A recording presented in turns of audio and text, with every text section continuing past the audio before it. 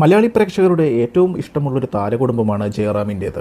എക്കാലത്തെയും മലയാളികളുടെ പ്രിയങ്കരനായ നടൻ കൂടിയാണ് ജയറാം. കുടുംബ പ്രേക്ഷകർക്കിടയിൽ ജയറാമിനോളം സ്ഥാനം നേടിയ മറ്റൊരു കലാകാരനില്ല എന്ന് തന്നെ നിസ്സംശയം പറയാം.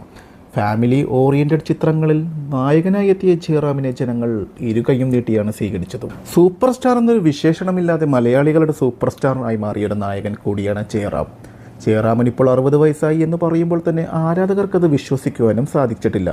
ഏകദേശം മലയാള സിനിമയുടെ ഭാഗമായിട്ട് 36 വർഷം തികയുന്നു എന്നതാണ് മറ്റൊരു വസ്തുത. മിമിക്രിയിലൂടെ സിനിമയിലെത്തിയ മലയാള നടന്മാരിൽ ഏറ്റവും വിജയിച്ചത് ആര് എന്നൊരു ചോദ്യം ഉന്നയിച്ചാൽ അത് ജയറാമാണ് എന്ന് തന്നെ പറയാം. കാരണം എന്തെന്നാൽ ഒട്ടനവധി കലാകാരന്മാർ ജയറാമിനൊപ്പം വളർന്നു വന്നെങ്കിലും വഴിയെ വെച്ച് അവർ തിരികെ പോകുകയായിരുന്നു. എന്നാൽ ജയറാം കുടുംബ പ്രേക്ഷകരെ കയ്യിലെടുത്ത് തൻ്റെ സ്വന്തം കഴിവ് കൊണ്ടാണ് ഇതുവരെ വളർന്നതും. കൂടാതെ ആദ്യ സിനിമയിലെ നായികയായ പാർവതിയെ തന്നെ തൻ്റെ ജീവിത പങ്കാളിയാക്കുവാനും ജയറാമിന് സാധിച്ചു.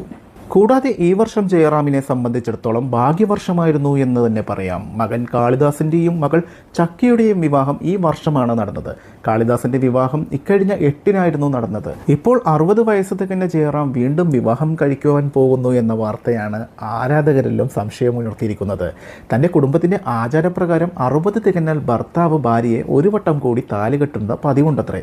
പ്രായം 70ഉം 80ഉം ആയാൽ ഓരോ താലികെട്ടുകൾ ആ പ്രായങ്ങളിലും വേണം എന്നാണ് ജയറാം പറയുന്നത്. സഹോദരിയായിരിക്കും ആ താലി ചെയ്തു നൽകുന്നത്. ഇന്നത്തെ തലമുറയിൽ വിവാഹ പ്രതിജ്ഞ പുതുക്കുന്ന ചടങ്ങുണ്ടെങ്കിലും ഇത് പരമ്പരാഗതമായി നടത്തിപ്പോരുന്ന ആചാരമാണ് എന്നാണ് ജയറാം പറയുന്നത്.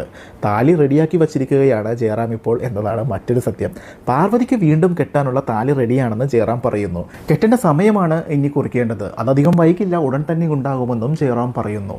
എന്ന് തന്നെയാണെങ്കിലും വളരെ രസകരമായൊരു കാഴ്ച തന്നെയായിരിക്കും അതെന്ന് നമുക്കും പ്രതീക്ഷിക്കാം.